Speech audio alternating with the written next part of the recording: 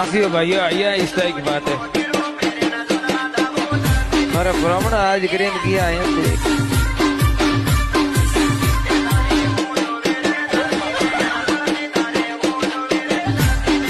अरे ब्राह्मण उगाड़ो थे ये मत काढ़ो, ये घड़िए बोल रही।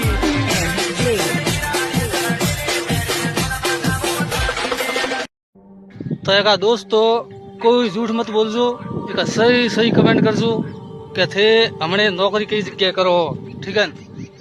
હું તો ભાઈ અમદાવાદ કરતો હતો, અમે ઘરે આવ્યો પાછો અમદાવાદ જવું રહો, પણ થઈ કા સही सही कमेंट करजो કે थे नौकरी कई जगह करो, ठीक है। नाम लखजो का कोई झूठ मत बोलजो, ठीक है। रोम राखे कमेंट करजो। रोम रोम। अलाए भाई सन को थन कोम માં જાબરો અમે તો વીવા બીજે પીટી આપરાય, ठीक है।